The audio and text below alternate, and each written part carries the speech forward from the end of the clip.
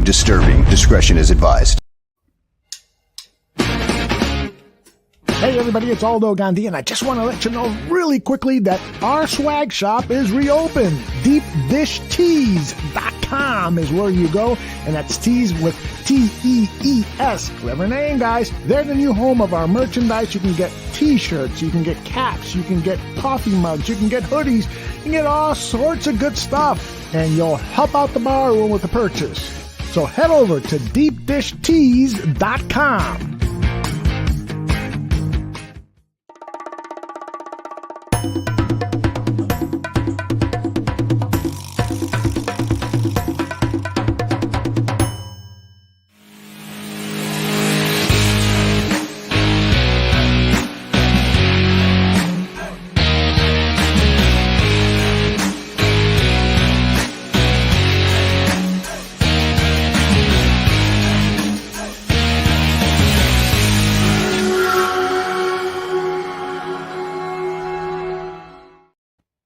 Welcome, everyone, to another edition of Greg Gabriel Talks Football. My name is Aldo Gandia, and that gentleman over there is Greg Gabriel. Greg, how are you?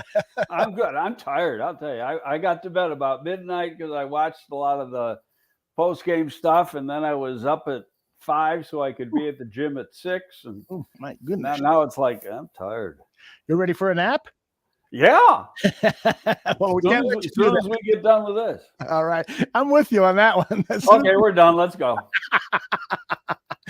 That's great. You told me a great story about your granddaughter. You want to share that with the audience?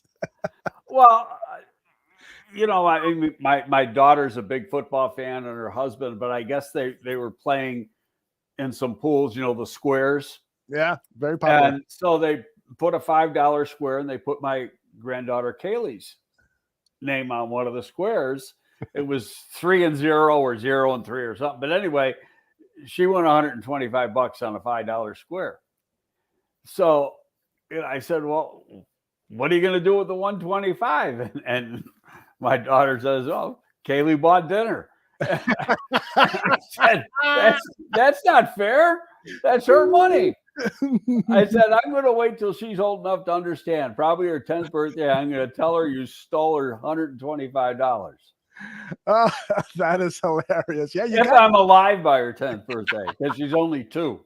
Oh, you'll be alive and kicking. The way you're lifting weights and staying in shape, what are you down to? About 168 pounds is my guess right now? I gained a little. I'm up to 174. I need to get a little heavier. I'm too thin. Yeah, man, you can't play deep safety at that weight. No, I was a running back. That's right, you were a running back. Yeah, I was a skinny-ass white running back. But I could run. Yeah, were you fast? Yep. Oh, wow, that's great. We'll have to spend I was fast for when I played. I mean, Mm-hmm. We'll have to spend the show talking about your football exploits as a player one day this spring or summer. Let's talk about the game yesterday. There was a little thing called the Super Bowl that about 100 million plus people around the world watched. What were your impressions of the Rams beating the Bengals? I love the Sopranos commercial. Oh, wasn't that great? I loved it too. I thought the two best commercials were that back-to-back. The first one in the bowling alley with Steve Buscemi. Yeah, that was good. And Peyton Manning. I thought, oh, that one's really good. And then they come right to the next one, the Chevy Silverado commercial. And it's got Meadow Soprano and AJ Soprano. And I thought that was terrific. Yeah. And it was following the same route. You know what was funny is, Tony Soprano always had the big cigar and she had a lollipop. That was great.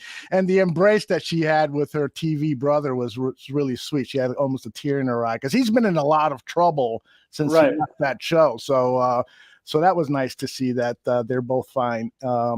And I missed that show. I mean, that was a sensational HBO series on a mobster who had panic attacks. and that was really a well-done show. So besides that commercial, what'd you think about the game? And what'd you think about Matt Stafford, a guy that you've never been really high on? Somebody tweeted me after, he goes, do you still think he can't win the big one? You know what? they won in spite of him. He threw 2 picks. Mm-hmm. Now he had some big plays, no question, and he had to come up big in that last series, and they had, I think, key guys down. OBJ gets hurt in the middle of the second quarter, so now you just got really Cooper Kupp as a wide receiver. Jefferson's head just wasn't in the game. His wife goes into labor midway through the game, and you know where his head was at, and he was at the hospital like 10 seconds after the game was over. Yeah. So it was all relying on Stafford to Cooper Kupp, and they did a great job. Now some people are pissing and moaning about the penalties. I thought they were legit penalties. In fact, the penalty that wasn't called was on the Bengals' first play of the second half. That was an obvious face mask. Mm-hmm. But now I think Ramsey took a little bit of a dive on that. You know, the guy just grabbed his face mask a little bit, and he wasn't going to get thrown 5 yards like he did. I mean, that's true. You know, so, but the official, if you look, the official was about 8-10 yards behind on the play. He didn't see it. Yeah, it happened in a fraction of a second. So right. It's very, very tough to call. And I was surprised so many people on social media yesterday were saying, well, the result would have been different if it wasn't for those penalties. And I'm like, no. I mean, you know, you have at a key moment of the game, you had Boyd missing a pass on 3rd down and 9 from Burrow. He hit him right in the hands. Right in the hands. He might not have got the first, but damn, it would have been within a half a yard. Exactly. And they were up by 4 points at the time. If they would have been able to move the chains and maybe get into field goal position, it would have been a totally different scenario. So you can't pinpoint one alleged missed call on that. That's just ridiculous. That's why they play a 60-minute game. There's several different calls. You know, going back to Super Bowl 25 when we played the Buffalo Bills and they missed that field goal wide right. Well, everybody, you know, blames the kicker for Buffalo for missing a field goal. But the series before, when we had the ball, we kicked the field goal to go ahead. O.J. Anderson had basically a walk-in play for a touchdown, which would have put the game out of reach. They would have had to get a touchdown. And the center on our team, Bart Oates, missed his block. And the only guy who could make the tackle made the tackle. And, you know, so that was a big play too. You know, right at the goal line, we ended up having to kick a field goal. With the analytics the way they are now, probably would have gone for it on 4th down in today's game. But now, and speaking of that, I thought one of the dumbest calls Cincinnati made was on their first possession on a 4th and 1.5, almost 4th and 2. They go for it. That early in the game? No. Kick the damn ball and put the Rams in a hole. I am so with you on that. This whole analytics thing, I think, has gone overboard. I don't think analytics takes into account what happens if you don't get the first down. Right. Absolutely. You gave him a short field. Exactly. It was terrible. At home. Winston Robbins has a question for you. He says, Greg, have you ever talked to Bill Belichick since you worked with the G-Man himself? I talked to him. The last time I talked to Bill Belichick was at the Marriott Lounge in Indy at the 2013 Combine. Okay. You know, with breakfast, you go up to the concierge lounge for breakfast, and Bill and his son were there, and we talked for 10, 12 minutes. Is he a nice guy? Because he just doesn't come off that way. Get him away from it. Real nice guy. Yeah. I mean, he's narrow focus, but he's a real nice guy. And his dad was a sweetheart. Oh, cool. Belichick, and he was always when I was with the Giants, and Bill was a defensive coordinator. His dad was there all the time in training camp, and just a great guy. Yeah, he there was an NFL Films tribute to him, and we saw him on his fishing boat and so forth. And it was great to see him in that atmosphere because he was smiling and joking and talking like a regular guy and not mumbling responses to the media and stuff. And so it was like, wow, okay, he's a real person. He's not just some alien from another football planet that is just always mumbling and talking football with the media and his players. But so that's good. All right. What else about yesterday's game can Chicago Bears walk away with and say, all right, this is giving me hope that we can build a winner fairly soon here? Cincinnati won only 4 games last year, and the year before that, they had the worst record in football and the first pick in the draft. So that gives you hope right there. Yeah. And in 2 years, they had the number 1 pick. They got Joe Burrow, and in 2 years, they're in a Super Bowl. So, and they did it with a fairly new coach. I mean, this was Taylor's 3rd year, but still a new young coach. Mm-hmm. So that's got to give you joy or looking forward to the future, hope.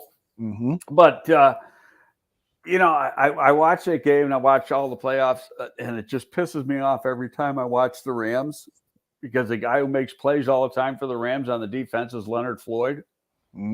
That whole thing, it just rubs me the wrong way that they got rid of him. And I like Robert Quinn. Not taking anything against, that was a good signing, but you got, what's Quinn, 32 years old now, 31 years old? He's 31 right now, might be 32 at the start. And Leonard Floyd's a lot younger than that. Mm-hmm. And he's hitting the peak of his game. For whatever reason, they gave up on him too early. And he was always really good in coverage. The pass rush wasn't what it was supposed to be. And, maybe it was coaching, because he goes there and he's a pass rushing terror. Mm-hmm. And, Teddy Monago was a good friend of mine, and he's on the Rams staff. And by the way, I gotta say congratulations. 2 guys are on my staff here in Chicago, Teddy Monago and Marty Barrett. Mm-hmm. They've both been the Rams for a while now, and their 2nd Super Bowl with the Rams, their 3rd Super Bowl overall, and lost the first 2 with us in 2007. And then a couple of years ago with the Rams, they finally got a win. So shout out to those guys. They deserve it. The great guys, very hard workers. We had texts going back and forth all weekend, and Jerry Angelo was part of the text too. So that I'm really, really happy for those 2 guys and their families. Yeah. We were talking before the start of the show that you said, that being on the losing side of a Super Bowl is just so devastating, that it's great. You get great feelings when you win, but the feelings on the opposite end of the field just empty, totally empty. You've got so much anticipation and so much lead up, and then the wind comes out of the sails, so to speak. Mm-hmm. And it's just a horrible feeling. Takes a few days to get over it, but then life gets back to normal. Mm-hmm. I have a good friend who was coaching on the defensive side for Cincinnati, Louis Chifa, and it was his first Super Bowl, so I know how Louis is feeling today. Mm-hmm. And that plane ride home, they'll fly home today from LA, and that plane ride home is gonna suck. Mm-hmm. Yeah, it has to be one of the worst feelings in existence. Anytime in any profession that you have a passion for, and when you don't have success at it, it's going to hurt. And when you're doing something in front of millions of people, and the heart of an athlete is so different. I mean, I have seen some of the most men of men cry after a loss, and recalling their careers and recalling the disappointments and so forth. And I'm always struck at one of these men, the tears just flow instantly and easily because it just means so much. And for us fans too. I mean, I cried when that damn double doink with Parkey. I welled up with tears and stuff. And so, but for a player and a coach and people working for the organization, that has to be a real big kick to the balls, man. Oh yeah, no, it's tough. But then, look at the other side. And, I turned to the NFL Network after the NBC coverage was off, and they had a real long interview with Aaron Donald. He had his kids and his wife with him. I don't know if you saw it, but the elation that Aaron Donald had, it's like, I'm a champion now, and he said, you can't take that away from me. And that goes back, Super Bowl 21, my first Super Bowl, when we beat Denver out in Pasadena. Bill Parcells said that in the locker room. Everybody, you're world champions now, and nobody can ever take that away from you. Yep. And that is just, the coolest thing. One of the best things about having a West Coast Super Bowl, if you win, the party doesn't start at midnight. That's right. They started around 6 p.m. or something like that. Well, no, I mean, the game's at 3:30 on the West Coast time. So, I mean, you're back at the hotel, players and everybody, say by 10:30, and the party starts right away. And there is both teams, even if you lose, there's a party set up, but the losing party sucks. Nobody goes. Because I've been to two of those. You go for 5 minutes, you have a drink, and you get the hell out. But the winning parties are unbelievable. And that first one, my first Super Bowl was out in California, in LA, Pasadena at the Rose Bowl. And, I would say it started around 10:30 California time, went till at least 2. And, there were celebrities there, just a blast. And, a lot of fun. And I still got some pictures from that party. We'll have to share those someday. Yeah. So, yesterday I posted on Twitter, I was happy for Aaron Donald. I was so disappointed when he did not fall to the Bears. I think the Bears had the 14th pick and the Rams picked him at number 13. You talk about a gut punch.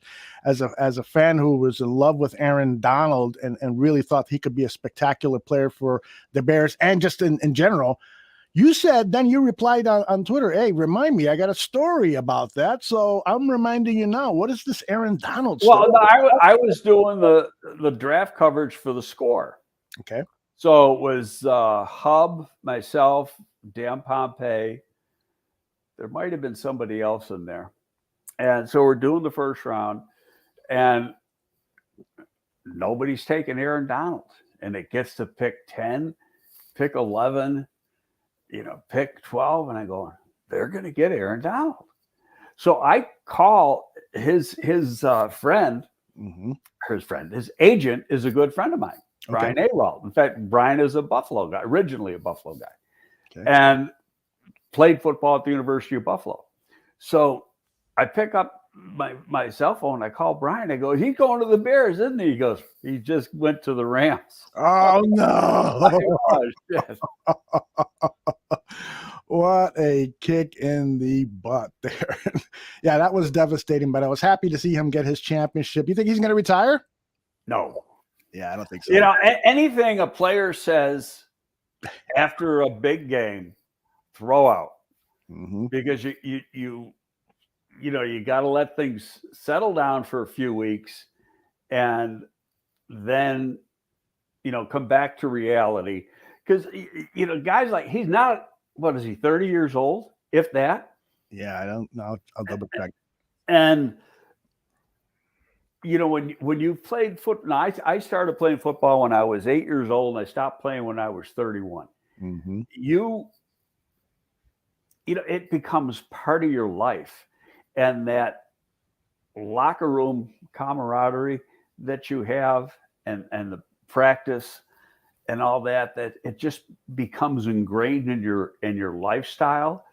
And some of the guys I play football with are still some of the closest friends I have in my life. And you can't walk away because part of it is just that closeness that you have. It's hard to describe, but and plus you got that competitive nature of going out and compete. And you're still young. You feel good. Your body's good. Your body isn't beaten up, and you feel good. Well, hell, I can play. Today I'm going to retire because I got the hell kicked out of me yesterday. But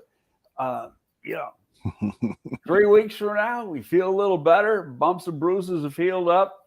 A lot of guys end up, over the next couple of weeks, they'll have some surgeries. Some of it will be cleanup stuff. But then, you get into spring and it's like you get that itch again. So I throw, and the same thing with McVay. He isn't going anywhere. He's 36 years old. Yeah. Tony's got a question. You think that Aaron Donald is better than Lawrence Taylor? No. Ooh, that was Lawrence Taylor totally dominated the game in his era. Lawrence Taylor wrote the edge position. Yeah, he was the first one. Yeah. Okay, and he was a stand-up outside linebacker in a 3-4, but when he went to sub, he was down, never put his hand on the ground though. As a pass rusher, always played from a 2-point. But Lawrence Taylor was rare. Now, Aaron Donald is in that, he can be in the conversation, but he didn't dominate like Lawrence Taylor dominated. And you can't even describe Taylor. I can go back, and I wasn't with the Giants then, but everybody told me the story as soon as I went there. His rookie year, but when I went there, he was in his third year. So, and he was already, he already been christened by that time or anointed. But his rookie year, they're doing a pass rush drill with the linebackers and the running backs. So Rob Carpenter, who was a pretty good running back then for the Giants, he has to go up against Taylor. So ball gets snapped and he sets to hit him, and Taylor just jumps right over him. And like right over him. Wow. And Carpenter was totally embarrassed, and he gets up and he said, "Rookie, don't ever do that to me again." And Taylor said, "Fuck you, block me." I love it. I love it. Exactly. Exactly. I love it. Mule Skinner says something that I disagree with. I think you will too. He says that he would have drafted Dan Hampton or Richard Dent before Lawrence Taylor. No way. Those two guys are Hall of Famers, but Lawrence Taylor was just a couple of. Dan Hampton and Richard Dent might have been cleaner livers than Lawrence Taylor. Lawrence Taylor was a big personality, and if he hadn't been with the Giants and had been, say, with a different club and didn't have that big New York atmosphere, he might have been a little different as far as his partying goes. But that guy was the ultimate competitor. Yeah, for sure. And he lived for Sundays. We had a strike in 1988, whatever it was. And, when Sean Payton was the scab quarterback for the Chicago Bears. Yeah, sure. Well, Taylor crossed the picket line. Said, I like playing this game. You're not going to tell me I can't play. And he was playing both ways in 2 games. He was playing tight end and outside linebacker. That's amazing. But he just loved to play. He needed to play. Yeah. He needed the competition. Some guys are like that, and him and MJ, I don't know if they're still close, but they LT was a little bit ahead of MJ at North Carolina. Right. Very, very close. And there were stories back, when I started with the Giants that they'd go out and play golf, and they were playing for like 1,000 a hole, 1,500 a hole, and just get into some real intense golf matches. I bet you if MJ lost, he paid that bet. Unlike some of the other bets. Well, they both had money now. Yeah. Winston has an interesting question here. He says, Greg, do you think every good team needs a big personality? And I'll add to that, as somebody who is evaluating players, do you also think about how that player's personality can fit in your team? It's a good question, because I think, when you step back and you think about it, most good teams have a big personality, right? But is it a prerequisite? Mm-hmm. I think sometimes the winning creates that single person or a few people. We had, our teams were pretty good in the 2000s, and we had a few guys, but one was Olin. Mm-hmm. Very outspoken and huge personality. With the Giants, we had a bunch. Mm-hmm. There was Lawrence Taylor, there was Harry Carson, there was on defense, there was Leonard Marshall. On offense, you had Phil Simms. And then, Mark Bavaro didn't say a word, but you didn't mess with him. He's kind of a quiet type. And Bart Oates was a great leader on the offensive line.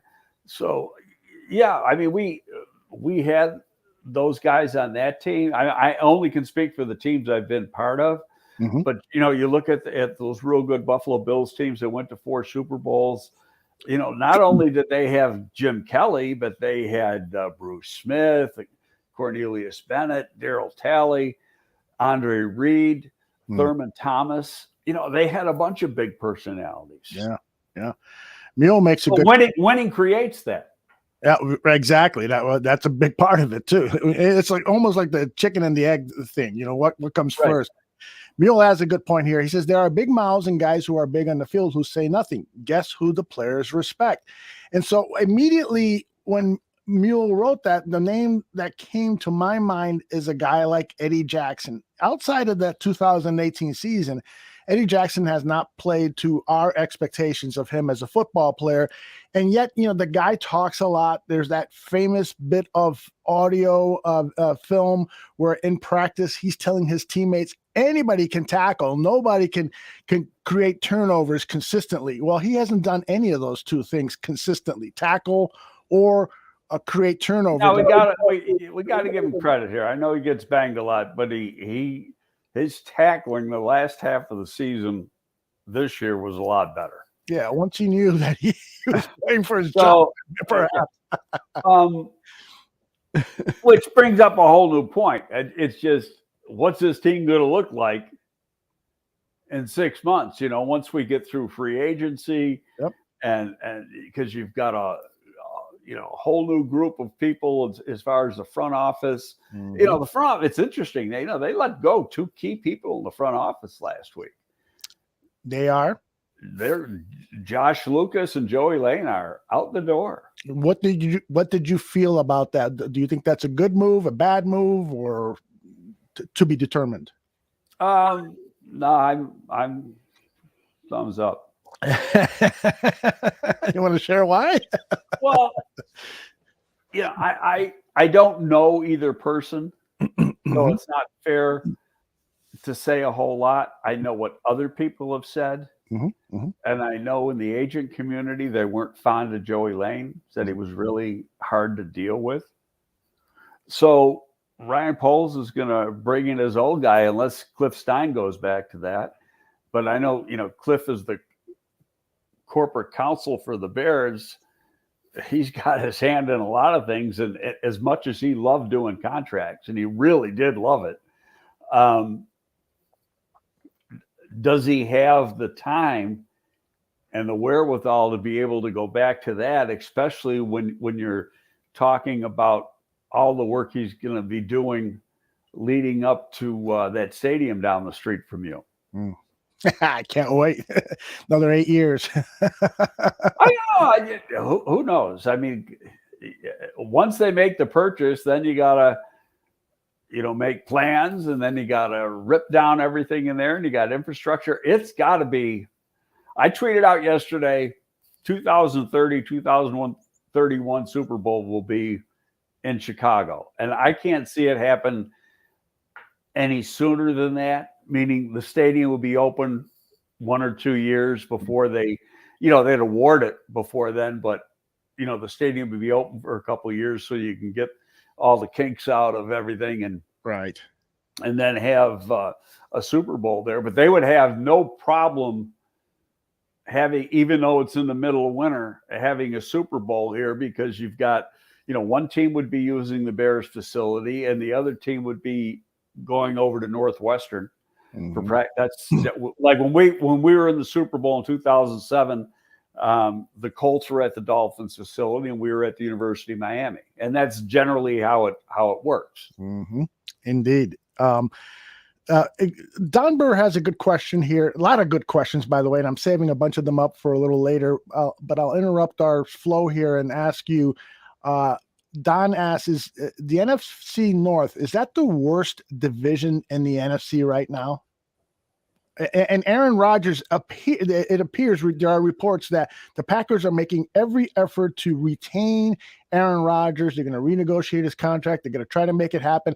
And I would assume that a big reason Rodgers would want to come back is because they're going to retain Devontae Adams and figure out a way to maintain that offensive line, because he doesn't want to play behind an offensive line like Joe Burrow just played behind. So overall, what's this division shaping up to look like in 2022? I 2 months ago I would have said Rodgers is gone. Me too. Okay, now I'm 50-50. It wouldn't shock me if he left and said, you know what, I just want to go somewhere else for a couple of years, like a Brady did. And it wouldn't shock me if he stayed. Either way, Green Bay's screwed. I mean, because they're going into this year, they're like already 40 or 50 million over. And so they've got to do some things cap-wise to be able to retain players and sign players. That's why I look at guys like Lazard, who's going to be a restricted free agent. And obviously it's what Coach Getsy feels about him. And the same with Scantling, Valdez-Scantling, who is a free agent. It's what does Getsy think of them? Does he think they could be a viable part of an offense here?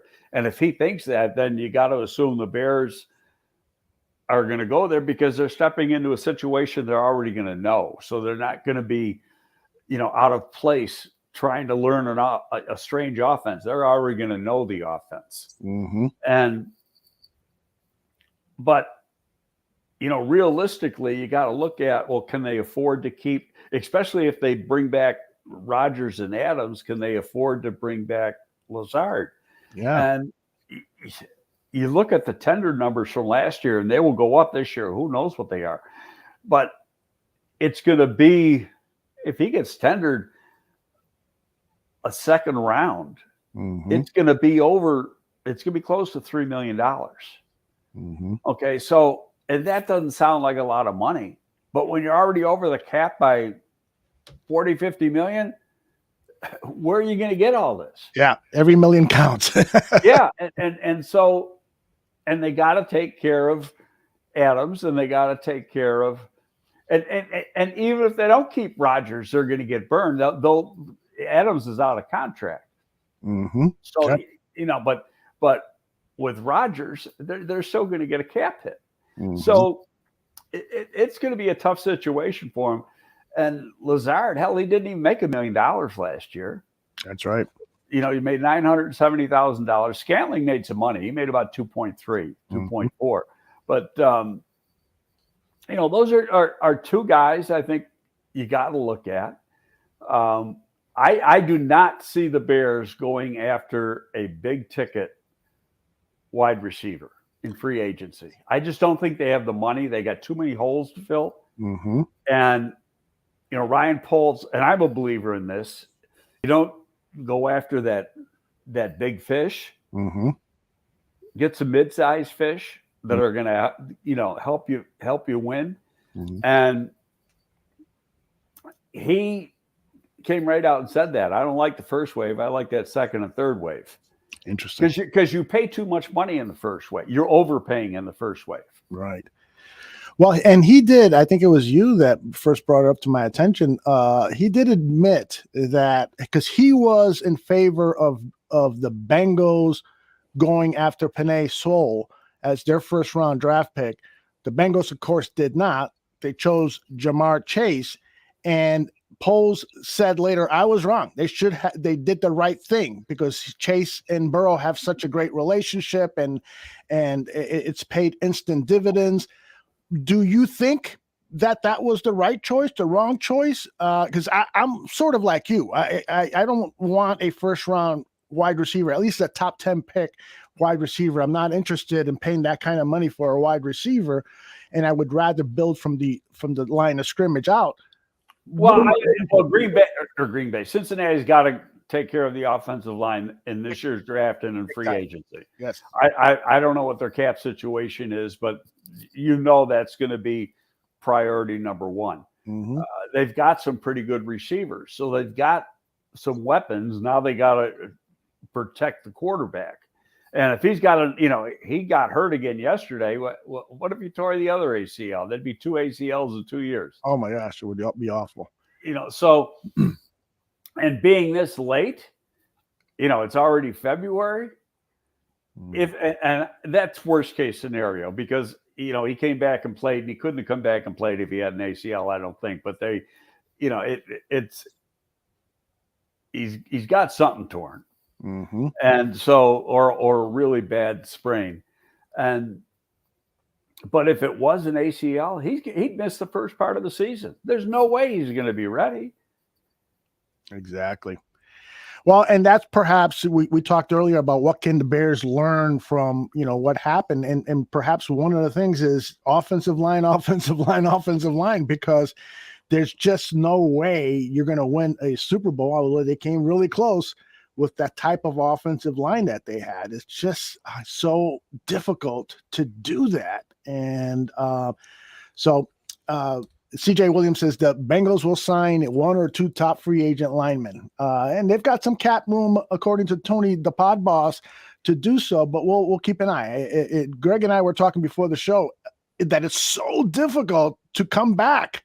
Super Bowl losers, rarely come back and win. I think in the history of pro football, it's happened maybe once or twice. Well, just the Bills came back and kept going to the Super Bowl, but they couldn't win. That's right. And that was a while ago. I mean, it's changed since then, but it's Cincinnati's got to get at least. So they had some injuries too on the line, so they're going to get those guys back, but they probably got to sign at least 2. Right. But you look at the Bears situation; they drafted 2 guys last year that should be pretty good players, and with Jenkins, we didn't get to see enough. Guarantee he had at most 6 padded practices and probably more like 4. Because once the season starts, you're only allowed to have like 12 or 13 padded practices the rest of the season. So, when's he supposed to work on his skill? Yeah. Okay. So he missed all camp. So a lot of that learning process went out the window. So he was learning on the fly. Yep. Okay. So but it's just got to be determined, is he going to be on the right side or the left side? I purposely think, or not purposely, I sincerely believe that he can play the left side. And I go back to, and I'm, repeating myself from other shows, but he was designated to be the left tackle his last 2 years at Oklahoma State. He starts off his second last year as a left tackle, plays there 8 games. The right tackle gets hurt. The backup, ordinarily you'd put the swing guy at that spot. He couldn't play the right side as good as he could play the left side. Mm-hmm. So Jenkins said, I'll go to the right because I can do both if you're more comfortable on the left. So he ends up having 8 starts as the left tackle. Well, now you look at the kid from Northwestern last year. Rashawn Slater. Right. And everybody said he was the best or second best left tackle in the draft. He had 3 more games college experience at left tackle. 3 games. Yeah. Okay. And athletically, you can't tell me athletically he can't play the position. The numbers say he can't. He's got the lateral movement. He's got the quickness. He's got the foot speed. He's got the bend. So now it's a matter of just learning the position and taking to coaching. Now, you got a new offensive line coach who, when he was with the Atlanta Falcons in this type of offense and the zone blocking scheme, did a hell of a job down there. So it'll be interesting to see how he works with this guy. But it's really going to be that guy's determination where these guys are going to line up. Mm-hmm. And from his thought process, we'll see, that will have a lot to do with what they do in free agency and or the draft as far as the offensive line. I mean, personally, I would put Daniels back at center, but you got to resign him first. Resign him first. Yeah. Okay. So, what's the market value on Daniels? Now, Big said he talked to a bunch of people and he's saying $10 million a year. Wow. Not $9-10 million a year. And they think that's possible. The guy's a good player, and he's 24 years old. And so, and he was he was first center taken now. Mm-hmm. That draft, he was drafted to play center, but Cody was there and he was doing a good job, and they had, they ended up putting him at guard. But if you put him at center, you got one, and Tevin plays left tackle and Borum plays right tackle. You got one position you got to take care of, and that's the right guard position. Mm-hmm. And that's not that hard to get, a right guard. Okay. I just took a glance at the center cap hit rankings, and for some reason they got Cody Whitehair listed as a center. That's when he started off. Right. His cap hit is $12.3 million. And so you got to believe that James Daniels is looking for a similar contract that Cody Whitehair signed for. Well, Cody now, going into the 3rd year of his deal? Yes. So it's gone up a little bit, from when he originally signed it. Mm-hmm. Correct? Yes. Yeah. So, but yeah, if Bigsy's right, and Bigsy got this talking to the agent community and stuff down in Mobile at the Senior Bowl, and he thinks that's what the figure is going to be. Mm-hmm. Now it's the determination of the offensive coaches and the brain trust, the new brain trust of the Bears. Is he going to be a $9-10 million player? Mm-hmm. Is he going to be worth that? That is the big question. Right. And we're going to know the answer to all these things in a month. 5 weeks. Yeah. Well, I got a couple of similar questions here. Let me pose both of them to you, and then we can have a discussion about that. First was Ray Rojas says, Greg, what position do you think is the biggest need for the Bears? Should they attack at that in free agency, or should they wait to the draft to fill it? And then Toa asked, what position does Greg think we should go first with our first selection? Offensive line, wide receiver, safety, cornerback. So I ask you, as an amalgamation of those two questions, what is going on right now with Ryan Poles? How are they going about the assessment of what are our needs? What are our current strengths in the roster? How do they go about making those decisions that those two questions posed? I can fill up the rest of the show answering one question. Which one? This one? The combination of the two. Gotcha. And because it's the order of which you do things. Okay, as a group, they've been working together for 1 week. Last Monday was the first day, and a couple of coaches hadn't even been hired yet. They got hired later in the week. So this is probably the first week they're really all working together. But the first order of business is evaluate their own players. Mm-hmm. And the scouts are working on the college part. But and the coaching staff, and it's two-part. Coach Getsy is working on installing an offense because he's got to get the coaches on board with exactly what he wants to do, but they've got to evaluate each position.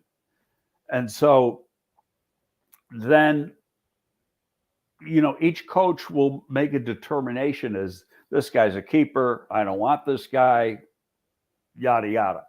Okay, I think I can work with this guy. He can improve based on what I saw with tape. Mm-hmm. Okay, so they're going to make their decisions there, and that's going to work on both sides of the ball. And you look at the contractual situation, how much money you got, how many guys you got under contract, how much money is there guys that you don't see as giving back what they're making. You've heard me say this before, and I'm a big believer in this. And I just use the figure 5 million because it's easy to work with. But if you're making $5 million, you've got to give back $5 million in production. Mm-hmm. And if you're not, you're useless to the team. Mm-hmm. So then it becomes this. It's not only is the guy a viable player, but is he playing to his contract? Mm-hmm. And if he's not playing to his contract, then maybe it's time to move on. But you got to also look at the contract and say, can we move on? Mm-hmm. Because of the hit, if there's going to be a big hit involved. All right. So that's everything that's going on now as far as, the people in Hallis Hall. There'll be meetings. Most places, you got draft meetings going on now. You've eliminated in December. You're going to eliminate again now. But because you've got a new front office, you might have to revisit some of those you eliminated in December, only because you got a new scheme. You got a totally different scheme. Now, the scheme's not going to be that much different in that you can say, well, it's a 3-4 and he's going to a 4-3. But they were playing a 3-4 with a lot of one-gap principles. Mm-hmm. And you were in sub 80% of the time anyway, so you had 2 defensive linemen, 2 edge players. It wasn't that you were playing that base 3-4 more than a few downs a game. So, but on that too, it's okay, who can play in this scheme? Because you've got a profile for each position. Mm-hmm. And, you want your nose tackle in this Tampa defense. I'll call it the Tony Dungy defense. Yeah. Because he's the originator of it. Isn't that real big, bulky guy? A guy like Eddie Goldman, he may or may not be a fit. Mm-hmm. I think he's quick enough and explosive enough that he can play. Because you're very seldom playing head up in this scheme. You're very seldom playing head up on the center. Mm-hmm. A lot of times it's what we call a one technique when he's in the gap between the guard and the center, or he's on a cock situation, but still not head up on the guard. You're very little. The defensive linemen do very little two gapping. It's mostly one gap. They're shooting the gaps and trying to get penetration and create havoc for the offense. So you got to have the right type of people. I do believe Bilal Nichols can be a pretty good 3 technique. Mm-hmm. Again, some of these guys, they may want them to lose a little weight, so they pick up a step in quickness from what they were playing in the old scheme. But athletically, when you look at like the numbers they had when they were coming out, and do they have the raw athleticism to be able to do what the defense wants? Mm-hmm. Then you're going to look,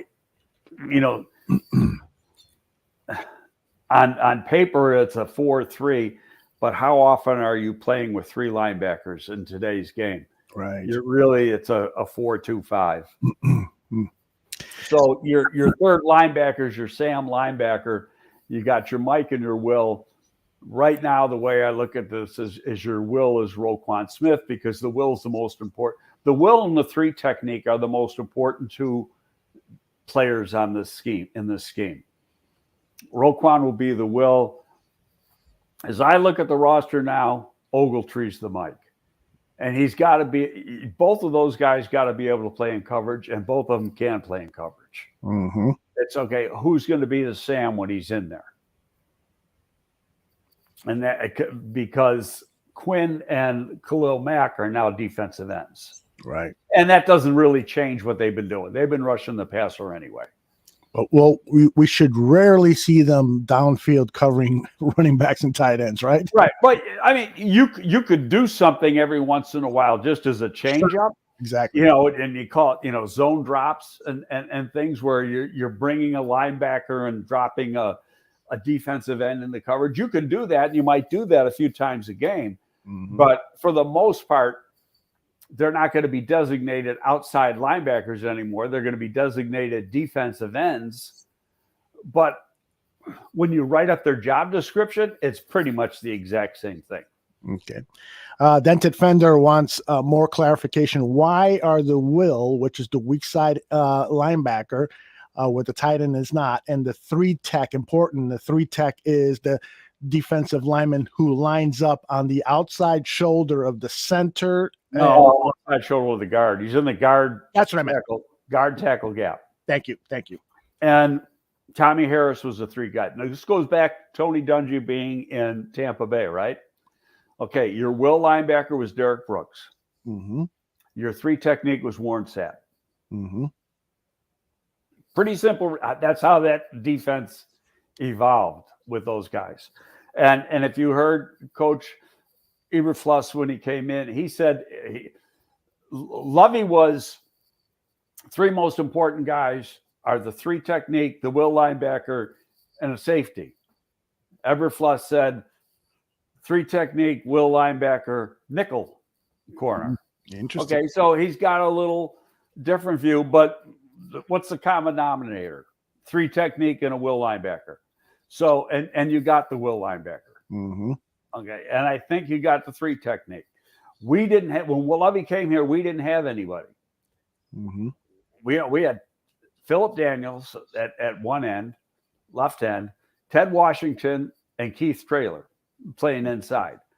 None of those guys could play in the scheme. They weren't athletic enough. We got rid of all of them. Mm-hmm. And then we drafted Tommy Harris and Tank, who are both 3s. Mm-hmm. Then the next year we brought in Anthony Adams to play the nose. Right. And problem solved. That was right. I mean, we got the athletic guys, and we had a hell of a defense. Mm-hmm. And then we brought in a Gunley to be on the other side of Alex Brown, and then we drafted Anderson, so we had 3 outside guys. Mm-hmm. And you had and one. We had Dusty Dvorak to be like a swing guy in the interior. Mm-hmm. And the result was one of the most exciting Bears defenses in modern history. So great job there. Got a few more questions I want to address, but before we get there, actually, let's talk a little bit, because we did not get a chance to talk about the coaching staff. It's now, I think, 100% complete in terms of all the empty positions that have been filled. This is the offensive coaching staff. Of course, we've got Luke Getsy as the coordinator, offensive line Chris Morgan, assistant Austin King, quarterback coach is Andrew Janako, Tyke Tolbert is the wide receivers and passing game coordinator, David Walker at running back. Jim Dre will work with the tight ends, assistant tight ends, Tim Zetz, offensive quality control coach is Omar Young. Anything about these names, personalities that you want to comment on? Not really. For the most part, you've got some relationships. Janako and Getsy got a relationship. Mm-hmm. Morgan has experience in this scheme. having been the offensive line coach in Atlanta when Shanahan was there, Dan Quinn's original staff, he was the offensive line coach for 5 years, and they were running pretty much the same scheme even after Shanahan left. Tyke Tolbert is one of the best wide receiver coaches in the league. I think that was a weak point for the Bears the last few years. You've got to develop that position. Some of these other guys, aren't the most experienced guys, but they've all come from very good, diverse backgrounds where you've got to have a mixture of some youth and experience, but also know-how. I think on paper, the staff looks pretty darn good on both sides of the ball. That Coach Eberflus is going to be involved. He said he's going to be equally involved on both sides, but he was one of the better defensive coordinators in the league. So he's not going to take away from that strength. He's going to be helping with the defense.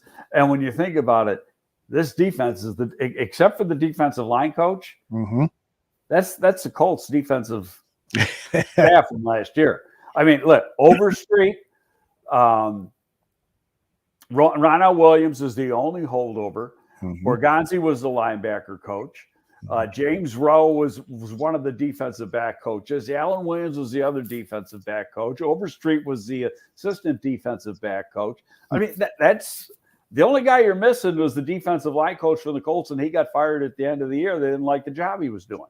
And they brought in this Travis Smith, who was tutored by Marinelli out in Oakland. So he got a great endorsement from Marinelli is the word. Right? That happened. And then to round things out, special teams coordinator Richard Hightower, then the strength and conditioning coaches are all the same. They're all holdovers is my understanding. So right.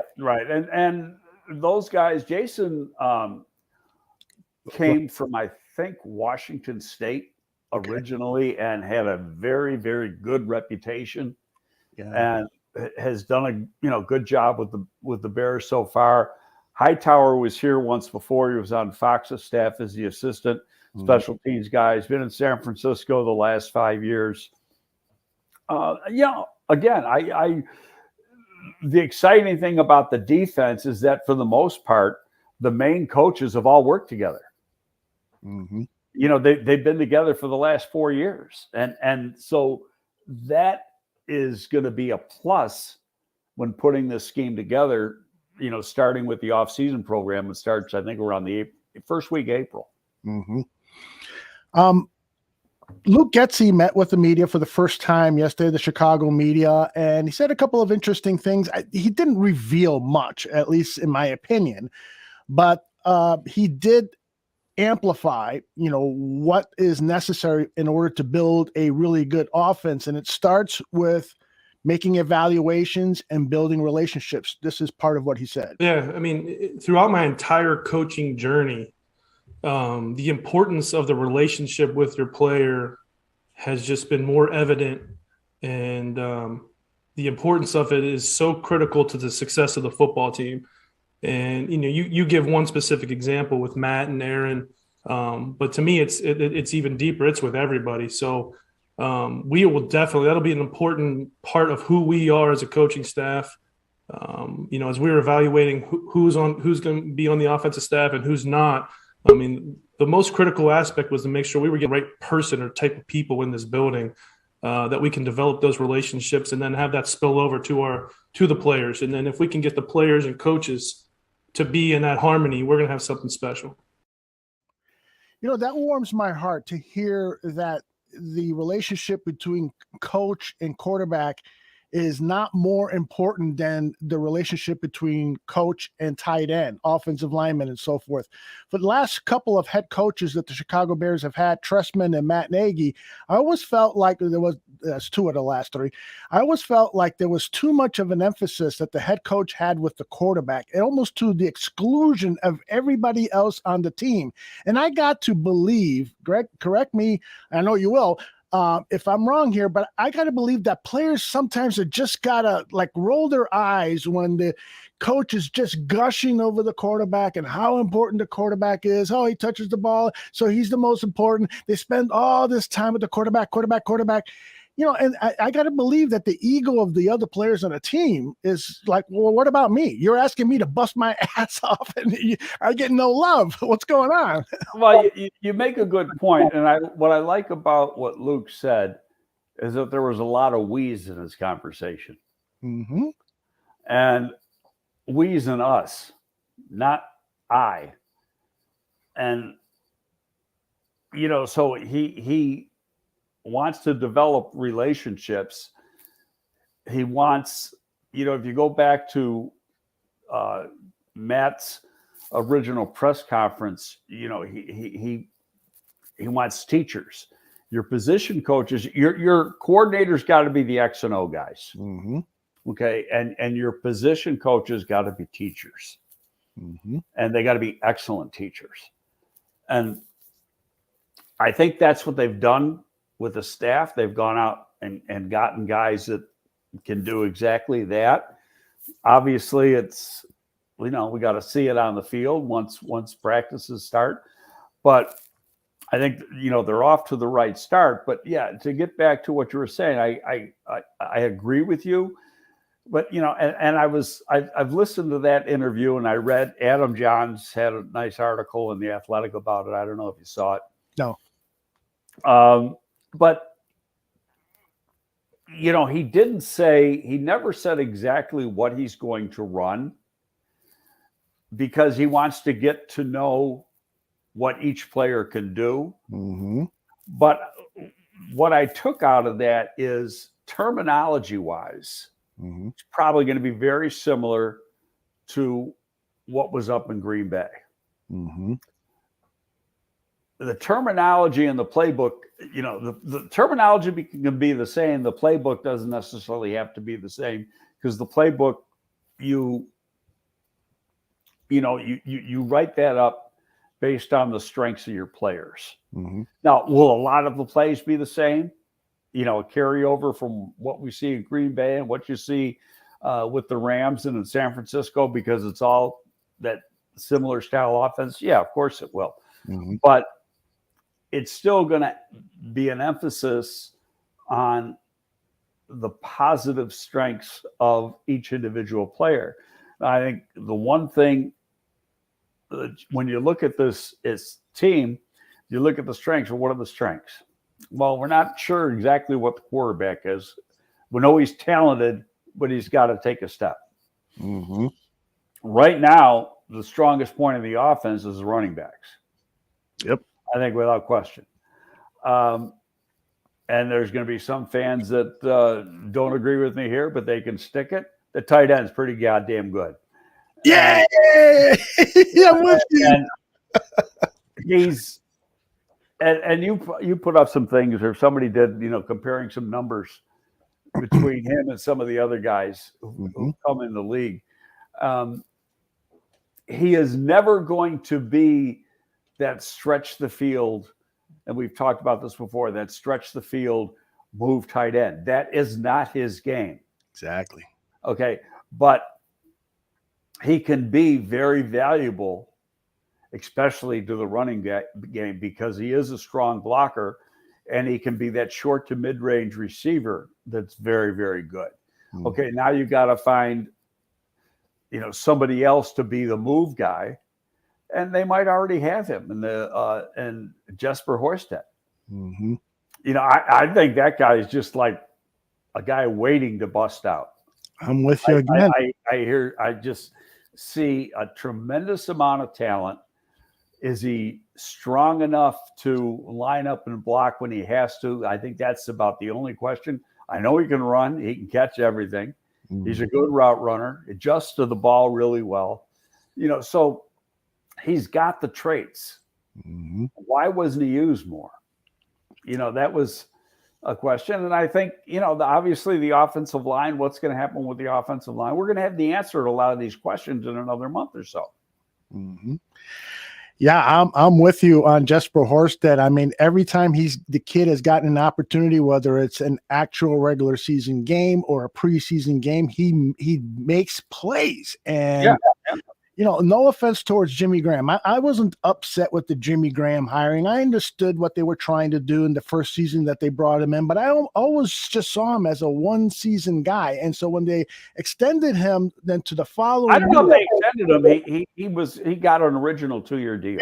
That's right. But they could have dropped him and saved some cap dollars that they could have invested in other areas of need, because I thought that the tight end room was deep with Cole Kmet, Jesper Horsted, J.P. Holtz, and Jesse James. I thought that was part of it, and I'm not arguing with you. And Sure. This is one thing we don't know, because you're not sitting in Hallis Hall. Absolutely. Is the chemistry of each room and the chemistry of the locker room, and how valuable was Graham to the chemistry of the locker room? That's a huge point, because every time that guy was interviewed, he said the right things about helping other players on the team. He kept his composure when he was being ignored by the offense, and so he seemed like he was a really good leader. And by the way, Greg, I think that his blocking improved over the years. When he was at Seattle and partly in New Orleans, and definitely in New Orleans, he never wanted to block. He couldn't block a drunk hooker off a bar stool.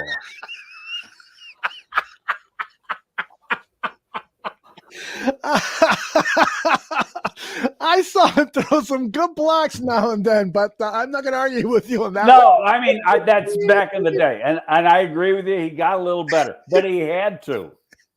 He couldn't have got worse. That's right. He couldn't have got worse.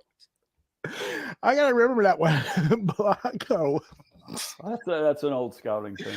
I love it. All right.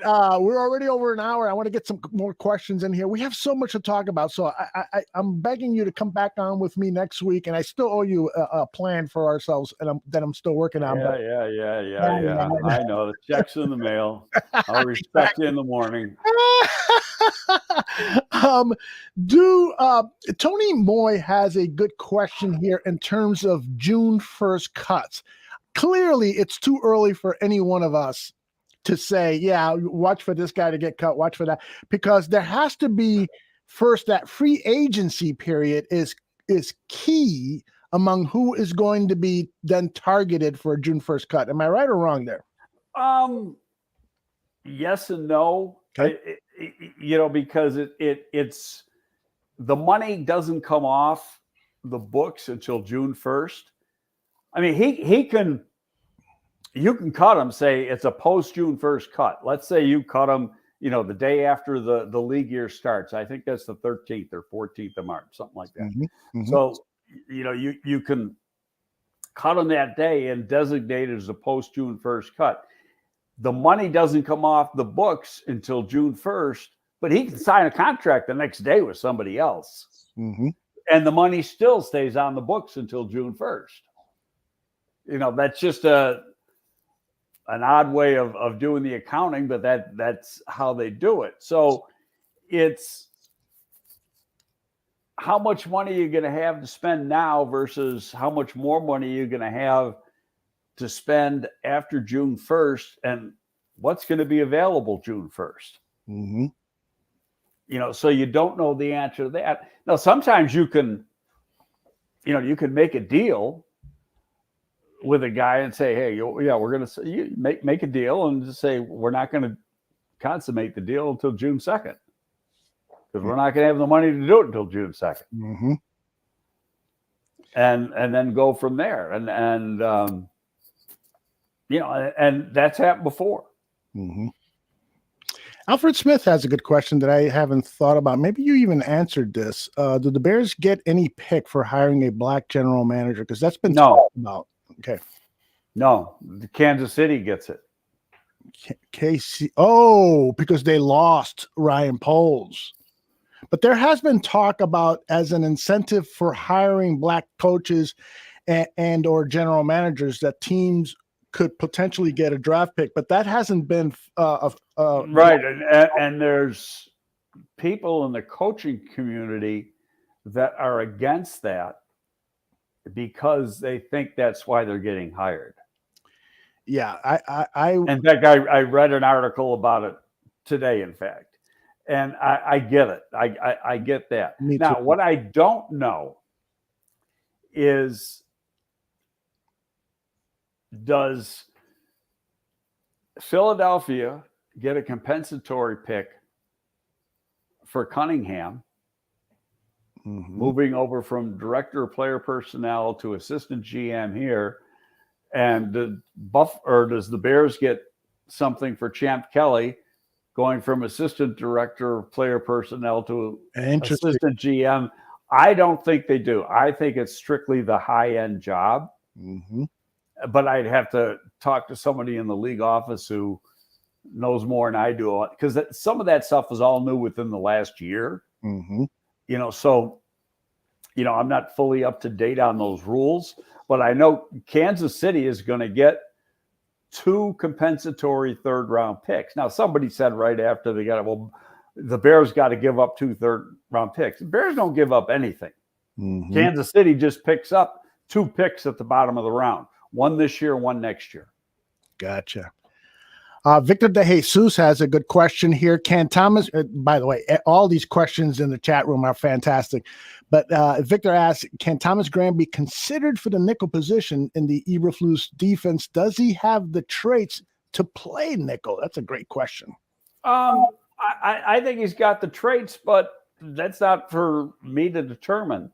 And they're going to, once the offseason program starts, and part of the offseason the first part of the offseason program is strictly conditioning and lifting. And then you get, like an hour and a half a day where you can do on-field teaching, but you can't go offense against defense. It's strictly, offense on one end of the field, defense on the other. And, you start to learn about people. So it's when this staff learns what the strengths and weaknesses are of the player. Now, there's a limited amount. He played some at the end of the year. There's a limited amount of tape, and they'll make a semi good decision on that limited amount of tape, and they can go back to college tape too, and say, okay, yeah, I think this guy can do so and so, and go from there. But a lot of your determinations aren't going to be made until once you really get into the meat of OTAs, and when you're doing 1-on-1s and 7-on-7s and things like that. Now, the nice thing about having a new coaching staff is you get an extra 3 days because you get a second mini camp. Okay. So that's 3 extra practices. Doesn't sound like a lot, but trust me, that's a lot. Yes. So, it can help in the evaluation process. It can help in the developmental thing. What I hate seeing, and I wanted to bring this up, is some of these yahoos out there with the, thinking they know everything on Twitter, who just make stuff up and throw it out there on Twitter, and they don't have the frickin' slightest clue. Yeah, I got friends in Hallis Hall. Baloney, you're going to get nobody in Hallis Hall. How about this? Nobody's in Hallis Hall, and there haven't been for 2 years. Because the only people in there are the coaches. All the people work from home. Yeah, you actually want to invite a couple of these yahoos, as you call them, onto the show, huh? Yeah. They won't come on because they know they're full of it. Yeah. Craig, I hate to reveal. I see Neil's comment there. Yes, Neil, that's who I'm talking about. I normally don't reveal what you text me, but I love this. You said, this is what I'd like to talk about, and blah, blah, blah. And then the Twitter insiders who are so full of shit. And then I cracked. You know what? You got some of the best insiders in the history of the game. You got 2 here in Biggs and Pompey, and then you got Rappaport and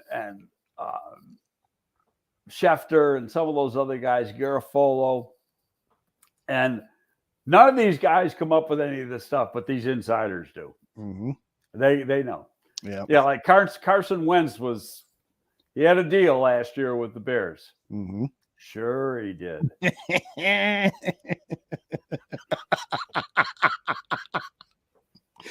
Yeah. Even a non-insider. He wasn't even thought about. Yeah. Even a non-insider like me knew that was so much bullshit. It's like, jeez. Oh, Greg embarrassed. But you know what's awful about this? People actually believe it. Yeah, I know. That is the. Now, what was that last comment that was up there about the A-Rob's agent? You embarrassed the guy by calling A-Rob's agent. That's exactly what I did. Because Brandon Parker's a good friend.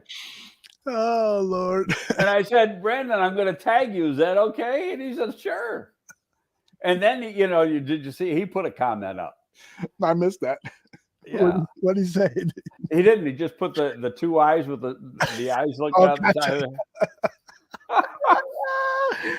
Oh, and so now Carson Wentz is moving on. And a lot of people have been critical of Chris Ballard for signing Carson Wentz. But I say, no, I don't think you should criticize him. Ballard had a great interview last season before acquiring Wentz, where he talked about the challenges every general manager has in acquiring a franchise quarterback. And he talked at length and very openly about it. And I think that he made the best decision based on what was available and the fact that his coaching staff said, we think we can turn this guy into a good quarterback. Well, yeah, your head coach would work with him. Right. So there was that whole thing. Right. And so you're going on that. Now, I'm not so sure, and Chris hasn't told me anything. Trust me. I'm just reading between the lines. And Peter, I don't know if you saw Peter King's thing. He wrote about it today, and he thinks something happened behind the scenes to cause a distrust. But he doesn't know the whole story. Okay. But I don't know if this is a done deal yet. Interesting. Okay. In other words, we got another month when cooler heads may prevail, but they got to give him a bunch of money the middle of March. Mm-hmm. So a decision is going to be made by then, because they're not going to. If one thing Chris Ballard is, he's really tight with that cap money, and he's not paying out that money unless he absolutely feels like it's going to be worthwhile. Jeremy is reminding me of my dating life. He says that Ballard chose a quarterback based on how he picks women looking for cheap and available. Jeremy. Oh, what a terrible thing to say. Well, he should see Chris's wife. Chris, that's a damn good-looking woman. A beautiful woman. All right. The Factor wants to know did you get a chance to talk to Pep Hamilton about Justin Fields, and did Pep share anything with you about what Fields needs to work on? No. I only talked to Pep a little after. Mm-hmm. I talked to him a lot before the interview. Before his interview with the Bears? Yeah, and part of it is because he didn't really know the personnel. And so he had me write up all the personnel for him on the offensive side of the ball. Mm-hmm. Because you know a lot better than I do. And which I did. I mean, it took me some time. And he felt really good about the interview. I think he knew right from the start that the other guy, and I'm speaking for him saying this, reading between the lines, but his offense isn't like the McVay Shanahan offense. Mm-hmm. And so, and that's what Coach Flus wanted. So I think he thought he was going to be on the outside looking in. But the one thing, and this is now after the fact, because, we did talk after, and he goes, I got a good thing going in Houston. And he said that in a perfect world, he wanted to stay in Houston because his son is a aspiring quarterback, just finished his freshman year. and he's pretty good. He's already got 4 offers after his freshman year in high school. Texas A&M, Maryland, Vanderbilt, and Howard. And Howard's in there because Pep played at Howard. Oh, okay. But, he's got 2 SECs and a Big Ten team already offered him scholarships after his freshman year in high school. Mm-hmm. So he's going to be loaded with offers, in another year. And he didn't want to take his kid out of high school and move him to another high school. He thought that was going to be doing a disservice to his kid and his kid's career. So he said, unless it's really the right situation, I'm not going to leave Houston. And I got a good thing going in Houston. So then Lovie gets hired. Mm-hmm. And I'm thinking, some of this was going on before anybody knew what was really going on. Oh, interesting. And because the day Lovie was named head coach last week, Pep was named offensive coordinator. Mm-hmm. And I just, putting it all together, had some of that been going on behind the scenes the week previous without it ever getting out? Interesting how this all works, huh? That was, conspiracy theory. But, nothing is sure until you sign a contract. Mm-hmm. But he felt damn sure he was still going to be in Houston. Mm-hmm. In fact, he got asked to interview for New York. I don't even know if he went up there. And I know he didn't go to Carolina. He flat out turned down the interview. Wow. Tony asks, was Pep interviewed for the offensive coordinator job or QB coach? Coordinator. He wasn't leaving unless it was a coordinator job. Right. Exactly. Factor asks, Greg, where are the Bears' biggest weakness in the O-line? Is it inside or outside or both? Well, I'm not evading the question. I think you got some unknowns. You have 2 young guys with a boatload of talent. Mm-hmm. Okay, they need to play. Borum surprised me. How quickly? Borum, he's got a future. Yeah. He's easily athletic enough to play on the edge. Mm-hmm. And we've talked about Jenkins before. I think, those are your 2 bookend tackles mm-hmm. in the future. The weakness right now is, I like Mustapher, but I don't love him. I think you got to do that better. I think Daniels makes, if you move him to center, the center position improves. The one thing, when you got to play against big nose tackles and stuff, this is what I look for. Mm-hmm. I want a big center, big girthy center. And you look at Daniels, he's got a seat about this wide now. Yep. He's got that big bubble. Where's an offensive lineman's power come from? Mm-hmm. It's not the bench press. It's in his hips and his ass. Mm-hmm. Okay, so and he's got that. And and he can stay low. And those are the guys that come off the ball and get movement from the big guys on the other side of the ball. And so I'd rather see him at center than you have a competition at guard. Now, whether it's somebody that's already here or you go out and you bring somebody in, that remains to be seen. But,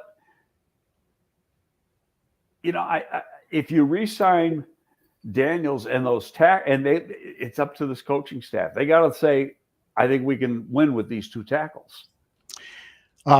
Factor says we can watch a movie on James Daniels' ass, and he is absolutely right. I made the mistake. I went down to Bourbonnais. I think it was his rookie year, and I sat field level, and I found myself staring at James Daniels' ass for a good hour and a half. I was what are you, an ass man or something? Jesus. People always say, "Hey, Aldo, you're an ass man." That's an old Rodney Dangerfield joke. Anyway, boy, we've got so many questions, and Tony is saying, can we have Greg back next week so he can answer some of these questions? So I'm going to ask you what Tony has asked. Can we come back Thursday and do another show and tackle some of these more topics? We want to talk a little bit this week. Yes. I don't know yet. Maybe. You know what I'm doing? And you ever heard of the Bears Irish show or the Irish Bears show? Yes, those guys are great. Yeah, well, they got a hold of me. Oh, good. I'm glad. I'm going on there Wednesday. Excellent. And I've got a meeting with my golf guys on breakfast with my golf guys because we can't play in this weather. We'll eat. I love it. And so that's Friday morning. So maybe Thursday. Maybe.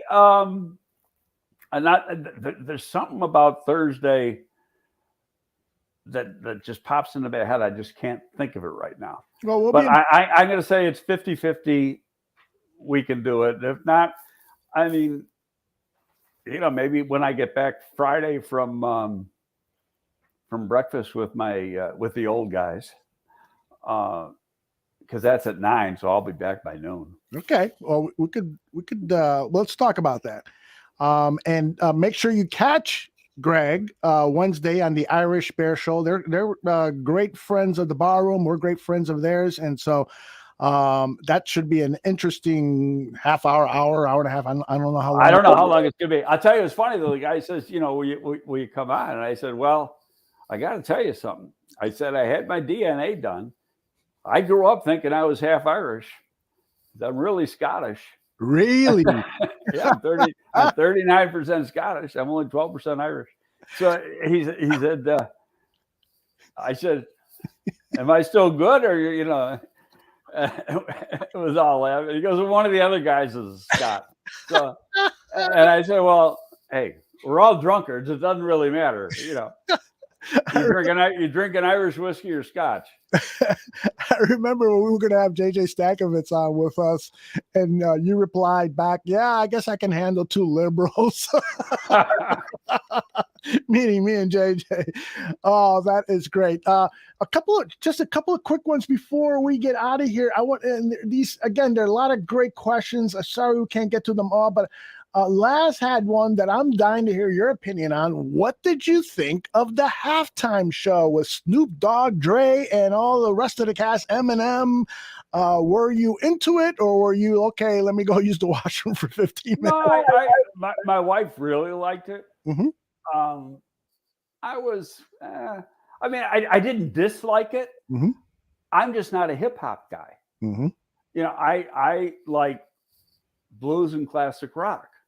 Yeah. So that's what I lean to musically. So, but was it enjoyable? Was it well done? Mm-hmm. Yeah, I think it could have been a little better. I thought the sound was average. Mm-hmm.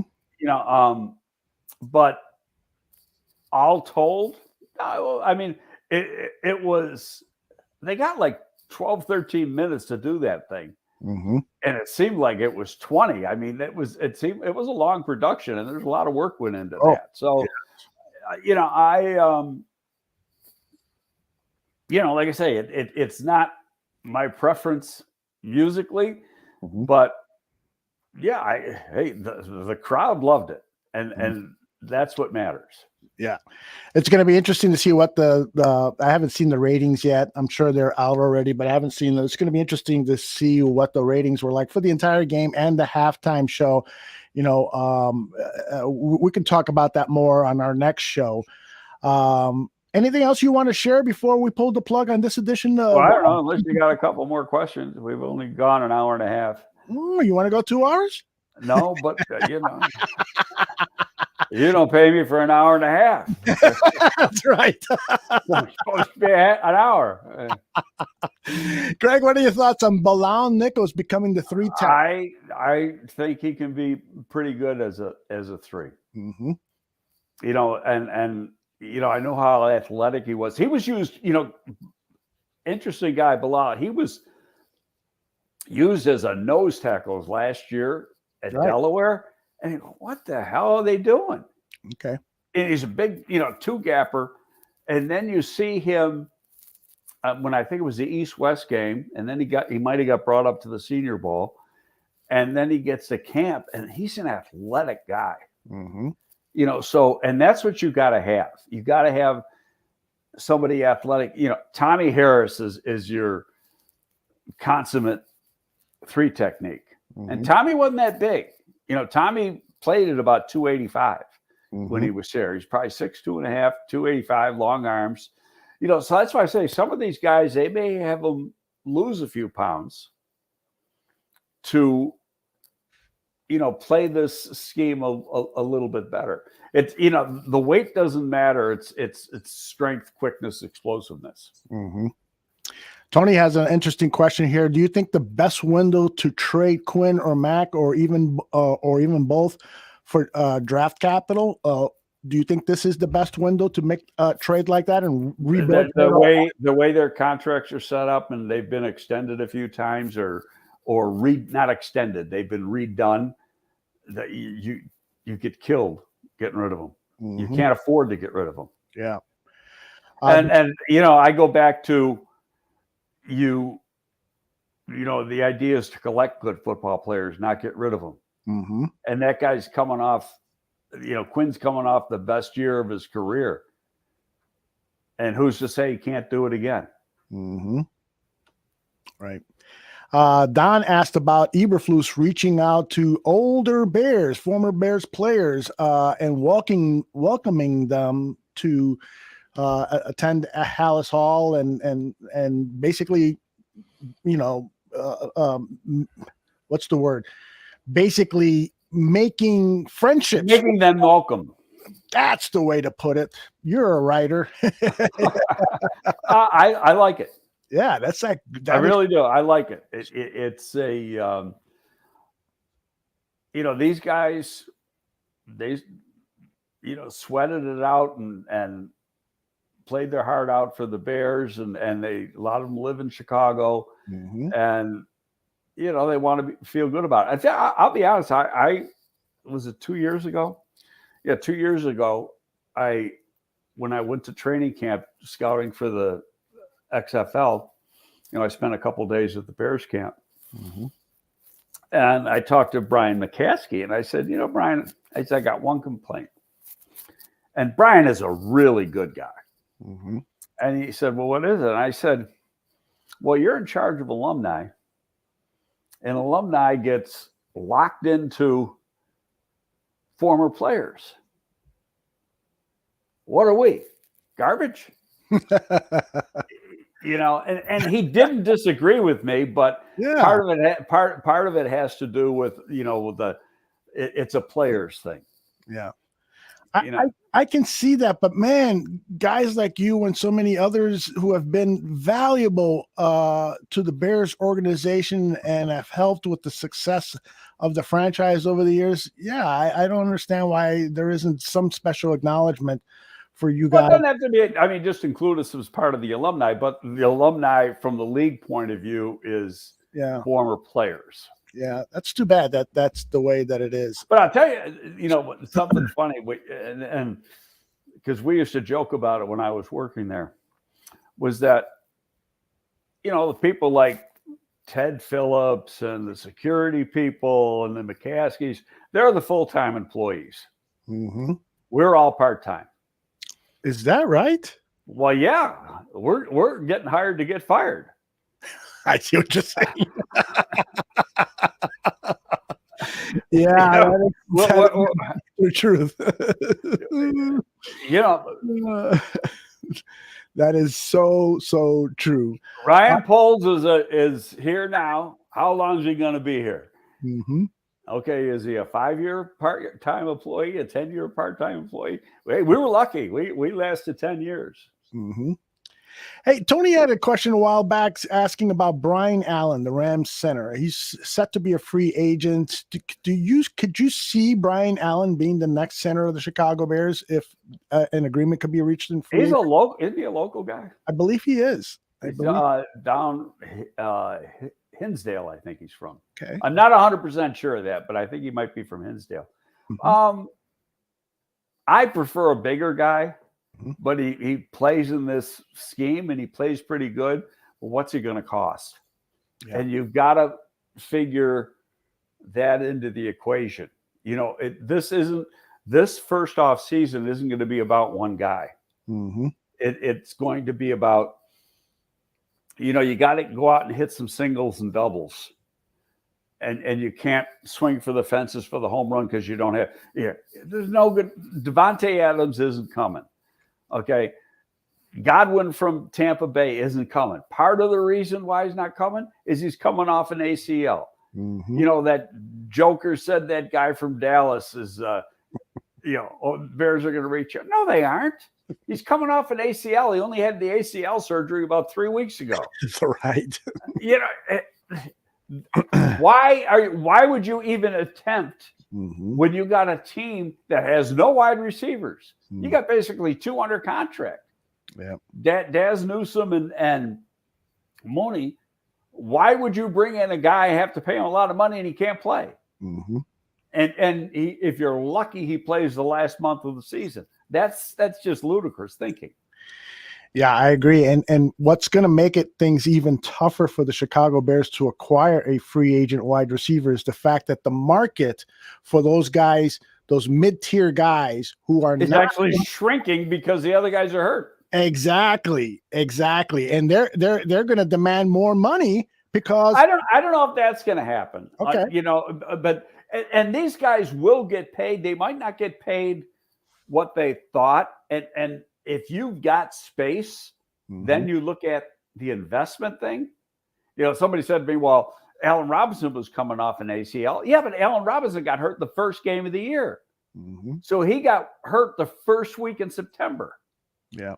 Okay, where big difference. These last 2 guys, they got hurt the last game of the year or the second last game of the year. And so that 3 to 4 month span is huge when you're talking about having them being ready to play next year, especially coming off an injury like an ACL.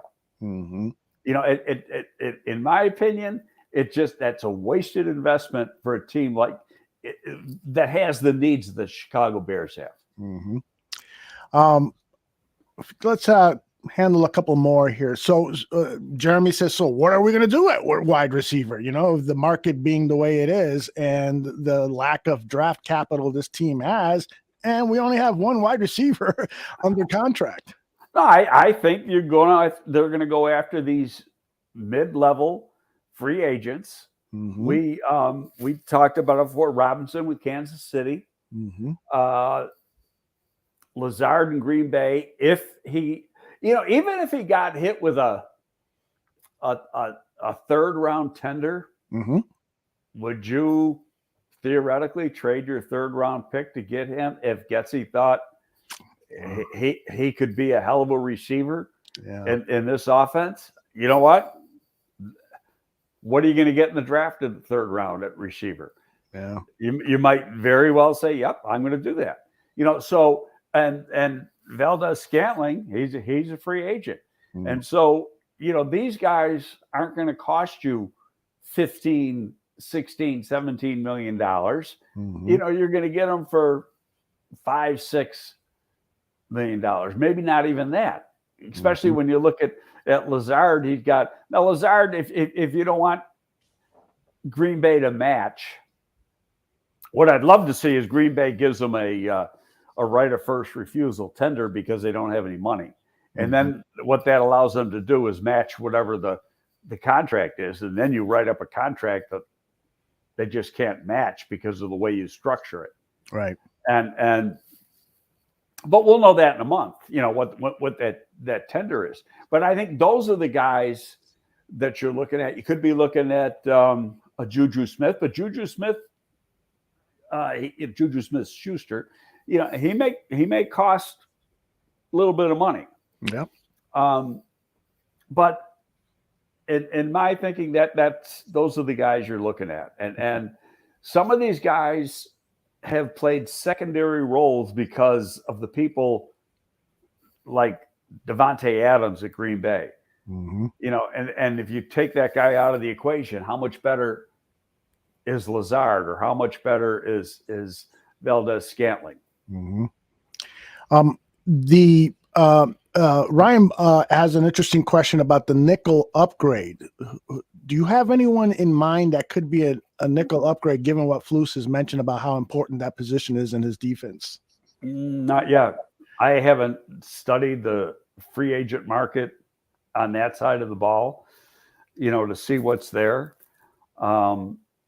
Is there somebody that's already here? Yeah. The more I look at it, I just think these guys weren't coached very well.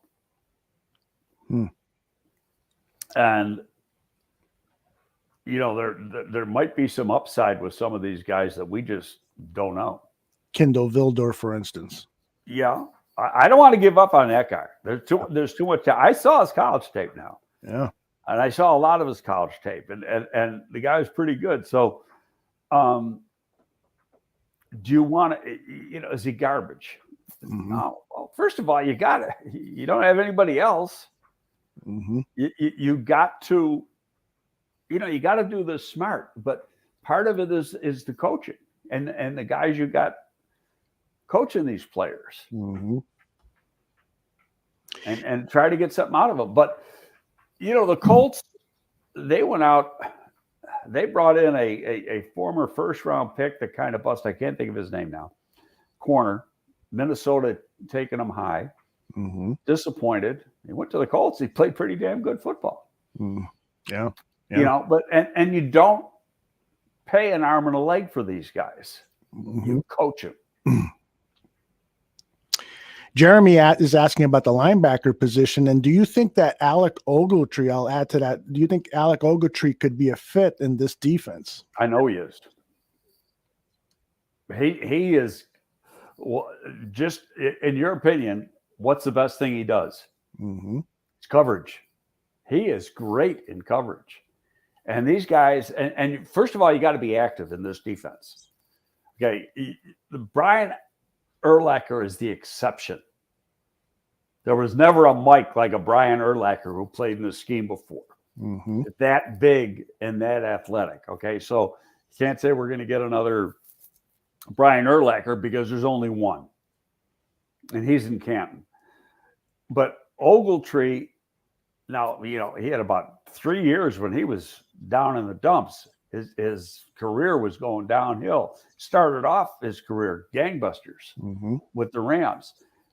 But he really played well all year. In fact, he was one of the bright lights of the defense all season. And knowing what he can do, I'm going to say he might not be under contract. I'm not even sure. Is he out of? He might be out of contract.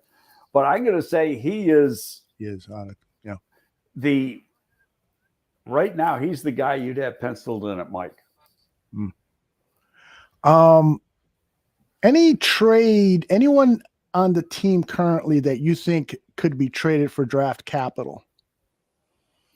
Do you guys look at the board at around this time and say, man, I wish we had more draft capital? Well, let's take a look at the roster and see. I'd have to answer that next time because I haven't given it a thought. First of all, you got to look at contracts. Right. Because part of the equation for a trade is the contract. Mm-hmm.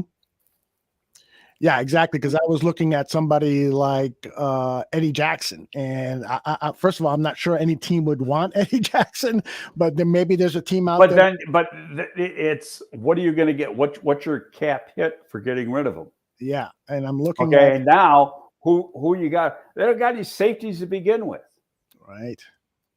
So you can't get rid of some of these people when you got nothing to replace them with, right? Yeah, it's an exorbitant cap hit, $15 million. So that is not happening. Not happening. No, I mean, there's people that they're going to have to live with and coach the hell out of, mm-hmm. and that's because of the contracts they currently have, and some of them were restructured to create cap space. And when you restructure, I mean, sooner or later you got to pay the piper. Mm-hmm. When you turn that current salary into bonus money, and then the bonus money gets spread out as far as accounting purposes over the rest of the life of the contract. Now you go try to get rid of that guy, and you got to pay the piper. You're going to get hit with that cap hit. So you can't afford to get rid of some of those guys. Mm-hmm. If the Bears were to come back next season with projected starters, Jenkins at left tackle, at left guard, Cody Whitehair, at center, James Daniels, at right guard, somebody like Alex Bars, and at right tackle. Or it could be a veteran from somewhere or whatever. Could be somebody you draft. Right. So let's say they have 4 of the 5 starters necessary. And so they just need to plug in that right guard position. So let's say that's their plan. Would you then feel like perhaps drafting a wide receiver at number 39, would you place that as a high priority? Now, of course, your best player available, all that stuff. But, if given a tie, would you draft a wide receiver at 39? Because I asked this because it's an interesting debate in the chat room about whether you should draft a receiver at that high. Well, first of all, I'm not even thinking about the draft. You think about free agency. First and foremost. Who are you going to – yes, because who are you going to – what happens in the draft is determined by what happens in free agency. Mm-hmm. They work hand in hand. Mm-hmm. Okay, you've got 2 ways of acquiring players: free agency and you got street free agents, but free agency and the draft, right? Mm-hmm. And they work hand in hand. So, like every mock draft you can see, roll them up in a ball, throw them in the basket, because after the first week of free agency, all those mock drafts don't mean anything. Mm-hmm. And because then you're going to find out what they're going to really do in the draft. Right. By what they've done in free agency. Mm-hmm. Because now, the needs change. So, they spend time and Indy starts March 1st. There's always discussion with agents down there. Mm-hmm. And you get a feel for what the market's going to be on some people. You're discussing trades and everything else. And you're going to come out of that with a plan. Mm-hmm. And then they're gonna have the certain people that they're gonna go after, and they're gonna do it. It could be a guy could be signed during the quote first wave, even though he gets second wave money, or something like that. And again, it depends. Some of these guys who are in free agency are going to get re-signed by their team. So and some are going to get cut, and the guys that get cut, they're not going to count against the formula for compensatory picks. The only ones that count against compensatory guys are UFAs, where street free agents don't count. Mm-hmm. You follow what I'm saying? Absolutely. Okay, so all that has to come into play now after we get done. Let's say we get around the 25th of March, around in there, 1st of April. Now we can start saying, okay, this is what you think they're going to do in the draft. Mm-hmm. And I'll give you a great example. The year we traded for Cutler, that was on like April 8th or 9th. That was 2 or 3 weeks before the draft. Oh, yeah, that's right.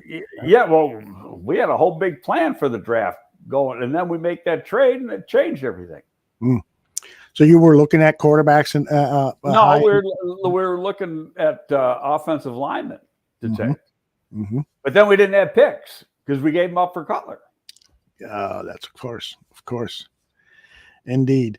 And I'm looking. I took a glance here at the free agent wide receiver list, and man, oh man, you're looking at guys like Keelan Cole, Zach Pascal.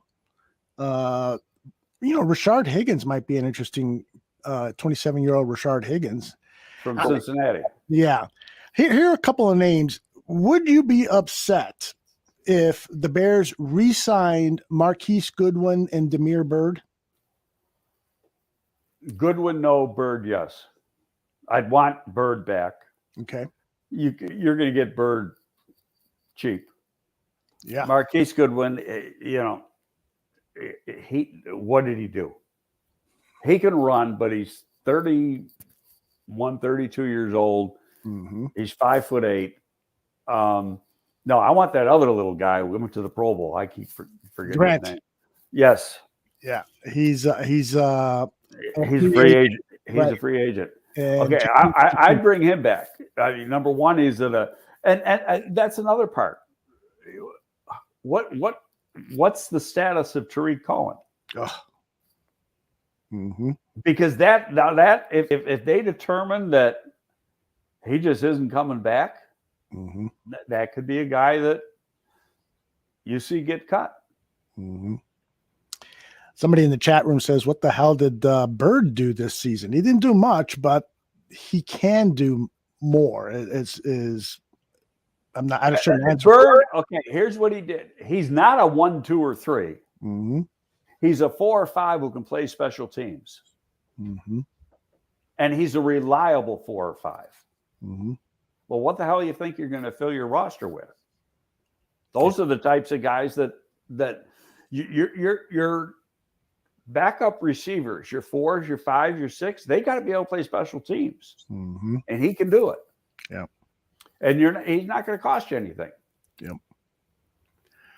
All right, I am going to pull the plug on this episode of Greg Gabriel Talks Football, and I'm going to let people know that we're going to talk more football later tonight. It is Draft on Tap with Neil Stopchinski and Danny Shimon. And as Neil said here, we're going to talk about coaching hires, the Super Bowl, Senior and Shrine Bowl games, all the bowl games, and get this season of Draft on Tap underway with the second episode. The first one was kind of our preliminary episode, and the guys will start doing some player evaluations and so forth. You can find Greg Gabriel this Wednesday on the Irish Bears show, and we're going to try to have him back again later this week. So we've got tons of football shows going on this week and throughout the offseason. Greg, any final words for your fans? You've got so many of them. We got record numbers of people coming into the chat room and watching us live. So this show is growing by leaps and bounds. I gotta hire Tom Cruise then. Show me the money. Exactly. Show him the money. We're working on a contract here for Greg Gabriel to sign him for a 10-year deal at $100,000. Would you be happy with $100,000 a year? Yeah. So would I. Any final words, Greg? No, I need a nap. Yeah, I need a nap too. I got like 5 hours sleep. I need a nap. I know, and you hit the gym, and I got 5 hours of sleep, and I hit the coffee. That is going to do it for this episode of Greg Gabriel Talks Football. Make sure you subscribe to our YouTube channel here. That way you get all the alerts as to when we are next up with a live show. But again, tonight at 8 p.m., it's Draft on Tap with Neil and Danny and me. Thanks all very much for watching, and thank you, Greg. Thank you. See you later. Bye-bye.